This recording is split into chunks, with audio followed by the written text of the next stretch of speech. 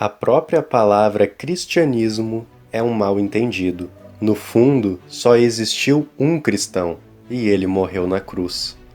O Evangelho morreu na cruz. O que desse momento em diante chamou-se de Evangelho era exatamente o oposto do que ele viveu. Olá, sejam bem-vindos ao canal. Hoje nós vamos conversar sobre Friedrich Nietzsche e as suas críticas ao cristianismo e, por conseguinte, à moral cristã, a fim de nós conseguirmos responder essa pergunta que está aí no título.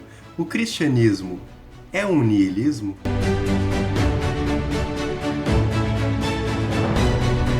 Para nós começarmos o nosso vídeo, então, é preciso deixar claro, em primeiro lugar, que as críticas de Nietzsche, elas estão direcionadas para o cristianismo e não para a figura de Jesus. E, na verdade, isso é um ponto bem interessante. As críticas que Nietzsche faz são ao cristianismo. Inclusive, ele ainda tece alguns elogios a Jesus, dizendo que Jesus foi um espírito livre, um espírito nobre. Então, para Nietzsche, existe uma diferença entre o que foi o cristianismo e o que foi Jesus. Tanto que Nietzsche vai dizer que o Evangelho, que o único cristão, morreu na cruz, porque depois não houve, na verdade, um genuíno cristianismo. E para nós entendermos essas críticas que Nietzsche faz ao cristianismo, também é preciso que a gente entre em alguns termos que Nietzsche usa. Aqui nós vamos entrar de uma forma bem breve, de uma forma introdutória. Em outros vídeos nós iremos aprofundar estes conceitos, que são alguns conceitos como apolíneo, dionisíaco, ressentimento. A gente vai utilizar algum desses termos de forma breve para a gente conseguir introduzir o nosso tema de hoje. Vamos começar então pelo conceito de apolíneo, que faz referência ao deus Apolo e significa a medida correta, a moderação, a figura equilibrada e límpida. Já o dionisíaco vai fazer, obviamente, uma referência ao deus Dionísio e vai significar basicamente a força instintiva, a saúde, a embriaguez criativa, a paixão sensual. Então são estes dois termos que vão estar equilibrados, sobretudo na arte, durante o período dos pré-socráticos. E é esse espírito apolíneo que mais tarde vai influenciar o cristianismo, sobretudo a partir de Sócrates e Platão, quando ele passa a ter essa característica muito mais ostensiva e acaba abandonando o espírito dionisíaco, é que ele vai se fazer presente no cristianismo. Nós sabemos que muitas outras escolas filosóficas também influenciam o cristianismo, por exemplo, o estoicismo, o que fica bem claro quando nós lemos o Evangelho de Lucas, por exemplo. Muitos dos termos que ele usa possuem uma semelhança muito grande com termos utilizados pela filosofia estoica, entre vários outros aspectos do cristianismo que mostram essa influência. E esse espírito apolíneo também influencia o cristianismo. Quando nós vamos ver a moral cristã, nós vamos ver que ela se fundamenta muito nessa visão apolínea de mundo, essa negação dos instintos, da paixão sensual, a valorização da sobriedade, não da embriaguez. E essa é uma das críticas que Nietzsche vai fazer à moral cristã, por ela abandonar o espírito dionisíaco e se fundamentar apenas no espírito apolíneo. E quando se fundamenta apenas no espírito apolíneo, é uma moral, são princípios que passam a negar a vida, que passam a negar as forças vitais. Então, para Nietzsche, o cristianismo é uma negação da vida. Olha só que interessante, né? Hoje a gente vê o cristianismo tão ligado a coisas como valorização da vida, e Nietzsche ele faz esse contrassenso, ele faz as pessoas pensarem de que talvez o cristianismo seja uma negação da vida, porque ele valoriza tudo aquilo que vai contra a natureza, que vai contra as forças vitais do ser humano. Para nós entendermos então as críticas que Nietzsche faz ao cristianismo, é preciso entender que Nietzsche estabelece uma diferença entre aquilo que ele chama de moral de senhores, daquilo que ele também chama de moral de escravos. A moral de senhores é aquela que é fundamentada na valorização da força, da saúde, da coragem, do orgulho, de reconhecer a sua própria superioridade, da luta, daquele que é guerreiro, daquele que é forte, enfim. Já a moral de escravos é aquela que vai ter uma valorização da piedade, da compaixão, da sobriedade, da negação dos instintos. E é aí que Nietzsche vai dizer que essa moral de escravos, ela valoriza tudo que é nocivo à vida. É aquilo que nega a vida. E é aí onde Nietzsche vai encaixar o cristianismo. E como é que surge essa moral de escravos para Nietzsche? Para Nietzsche, vão haver dois grupos, aquele grupo que domina e o outro grupo que é o dominado. O grupo que domina vai ser aquele que muitas vezes vai formar então aquela moral de senhores, porque ele é aquele que domina. Já os dominados, por não conseguirem alcançar a posição de dominadores, eles acabam tendo ressentimento. eles acabam ficando ressentidos. E é aí que surge a moral de escravos, que Nietzsche também chama de a moral dos ressentidos, porque ela se baseia no ressentimento daqueles que não conseguem alcançar o poder, que não conseguem alcançar a posição de dominância, e transformam então os dominadores em pecadores. E transformam a opressão, o ato de ser oprimido, o ato de suportar a opressão, em uma virtude. E para Nietzsche isso é extremamente perigoso, porque essa moral ela se fundamenta numa negação da vida, em tudo aquilo que é nocivo ao ser humano. E pior ainda, é uma moral que contamina, porque aos poucos, conforme ela se alastra, ela faz até mesmo com aqueles que se consideram fortes, com aqueles que possuem essa moral de senhores, se sintam constrangidos, se sintam pecadores. E passem então a se punir, passem então a ver como seres inferiores. Então é uma moral que contamina, que inverte os valores. E se nós formos para pensar, essas críticas que Nietzsche faz são racionais, elas fazem muito sentido a partir de um pensamento lógico. Quando nós olhamos, por exemplo, para o nosso corpo e nós vemos os nossos instintos, nosso prazer sexual, nossos instintos da fome, por exemplo, e vemos uma moral que é típica da moral de escravos, que é uma moral que nega o mundo, que torna o mundo ruim, que torna as coisas, os processos biológicos, os nossos instintos como coisas ruins que têm que ser controlados, porque conduzem ao pecado, nós vemos que é uma moral que desvaloriza o mundo, que desvaloriza a vida.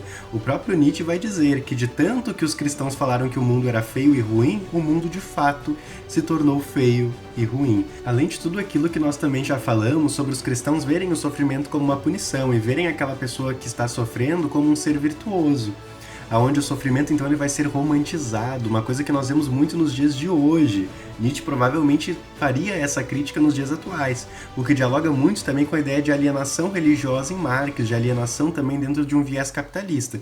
Concorde você ou não com as ideias de Marx, a gente não pode negar que existe sim uma influência na nossa sociedade atual, onde nós vemos, por exemplo, pessoas passando dificuldades e a gente acha, nossa, que ser virtuoso, que ser forte. E de fato a pessoa provavelmente é, porque ela está passando por situações difíceis e como Nietzsche diz, isso fortalece o caráter.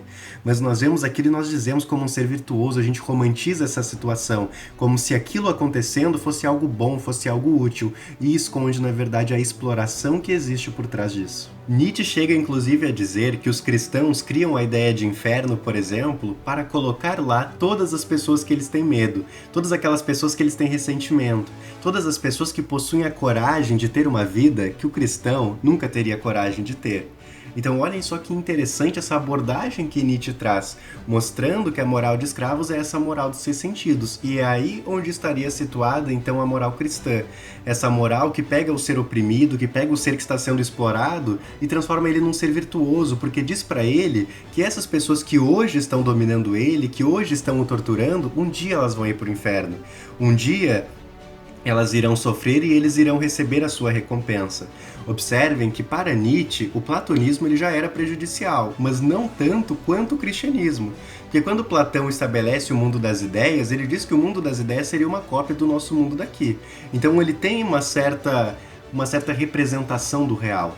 Já o cristianismo, para Nietzsche, ele se fundamenta numa ideia ilusória, em algo que é falso, em algo que não existe, no nada. E esse nada vai fundamentar a ação de muitos indivíduos. É por isso que Nietzsche diz que o cristianismo não deixa de ser uma forma de niilismo, mas de um niilismo negativo, aquele niilismo que nega o mundo, que nega a natureza, que nega o ser humano que se harmoniza com essa natureza. Uma situação que exemplifica isso é o caso de uma mulher, por exemplo, que sofre violência doméstica e resolve procurar o padre, resolve procurar o pastor. E esses dizem a ela que ela precisa passar por essa situação, por causa do pecado original, porque isso é uma forma de punição pelos seus pecados e ela sairá purificada dessa situação. Ao invés da pessoa ver o sofrimento como uma oportunidade de fortalecimento, de elaborar estratégias para vencer aquela situação, ela acaba sendo submetida a esse sofrimento de uma forma passiva, como uma punição, enquanto os outros romantizam essa situação que ela está vivenciando. No livro Genealogia da Moral de Nietzsche, Nietzsche faz um exemplo da moral de escravos em uma analogia e um exemplo entre ovelhas e lobos. aonde nós vemos, por exemplo, que as ovelhas iriam representar a moral de escravos, aonde as ovelhas, por exemplo, são oprimidas pelos lobos. Então o lobo, que não é necessariamente mal, que só está seguindo os seus instintos, ou seja, está em harmonia com a natureza, acaba dominando as ovelhas, acaba se alimentando delas, acaba caçando elas, ou seja, são os dominadores e as ovelhas são o grupo dominado. As ovelhas ressentidas, porque não conseguem atingir esse patamar de dominação, passam a pegar tudo aquilo que são características dos lobos e transformam em vícios, transformam em defeitos, transformam em vicissitudes e passam a valorizar tudo aquilo que está em oposição a essas características que os lobos possuem. E isso acaba se disseminando de uma forma que às vezes até os lobos acabam se sentindo mal por possuírem essas características. E aí está um dos perigos, como nós dissemos, da moral cristã, da qual Nietzsche faz essa crítica. Outro aspecto que Nietzsche também vai criticar da moral cristã está nas origens do cristianismo. Como nós dissemos lá no início, para Nietzsche existe uma diferença entre o cristianismo e o Cristo, uma diferença entre Jesus e os seus seguidores, que são aqueles que interpretaram a sua mensagem. E um daqueles que vai ser o mais criticado de Nietzsche é Paulo de Tarso.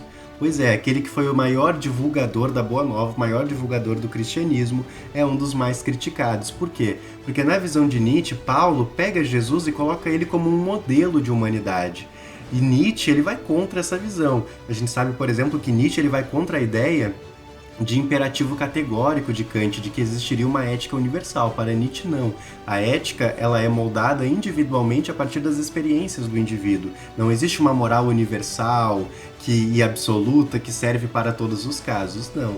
A moral, então, seria uma criação individual. O indivíduo criaria o seu próprio código ético. Então, e ele faz essas críticas a Paulo. Inclusive, ele chega a dizer que Paulo de Tarso foi o maior apóstolo dos vingadores, ou seja, o maior apóstolo dos ressentidos. Nietzsche ele chega a dizer também que a única figura do Evangelho, das Escrituras que nós temos de Jesus, da qual ele realmente valoriza, da qual ele realmente acha digno, adivinha quem é? Não é Judas.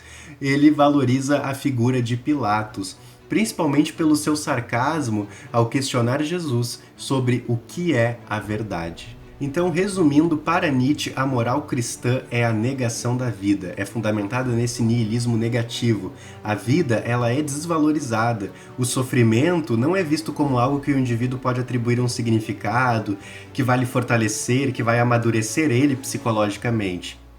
Não, o sofrimento é visto apenas como uma punição, ao contrário dessa visão então que Nietzsche possuía. Inclusive o Nietzsche é o autor daquela frase que a maioria das pessoas conhecem, mas não sabem que é da autoria de Nietzsche, que é aquela frase: o que não me mata, me fortalece. O cristianismo pega o sofrimento e faz ele ser visto como uma punição. Inclusive, todas as pessoas com a visão cristã de mundo já nasceriam com um pecado original da qual elas não são nem responsáveis, da qual elas não tiveram ligação nenhuma. De uma forma mais objetiva. Claro que dentro do imaginário cristão há sim uma relação, mas para Nietzsche não há uma relação direta. Então, as pessoas passam a ver o sofrimento como uma forma de punição, e saber suportar, sofrer, se sacrificar é visto como uma virtude. A gente vê isso dentro da própria simbologia do cristianismo na ideia da cruz, onde as pessoas valorizam a morte, onde as pessoas valorizam uma pessoa que foi crucificada, uma pessoa que foi torturada, ou seja, a negação da vida. Inclusive tem uma série que, se eu não me engano, é da Amazon Prime, que era uma série que questionava muito essa ideia de uma forma um pouco subjetiva, mas que traz essa ideia de pensamento, que é a série Carnival Row, ou Carnival Row, não sei pronunciar direito, mas é uma série onde um dos símbolos do Salvador, ao invés de ser uma cruz, era uma forca. E quando a gente vê aquela cena, isso causa uma certa estranheza, né? Como assim uma forca? Uma forca, né, representa ali a ideia de morte, de suicídio, mas quando a gente olha para a cruz é também a mesma coisa, é uma ideia de morte, é uma ideia de sofrimento. Então o cristianismo ele se baseia nessa negação da vida.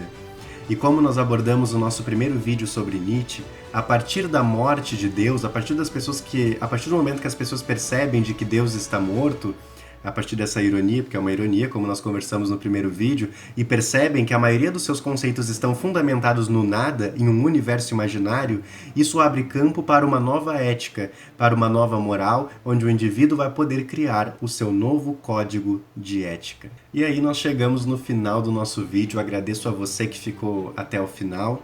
Gostaria de saber se você concorda ou não com essas ideias de Nietzsche. Se você não concorda, coloque aqui nos comentários o porquê de você não concordar, cite outros teóricos, cite outros pensadores que contrapõem Nietzsche. Vamos dialogar, vamos debater para nós podermos desenvolver o nosso pensamento crítico, a nossa criticidade.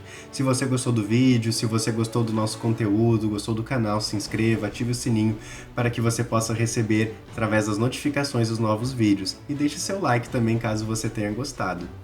Então, fica para você essa reflexão.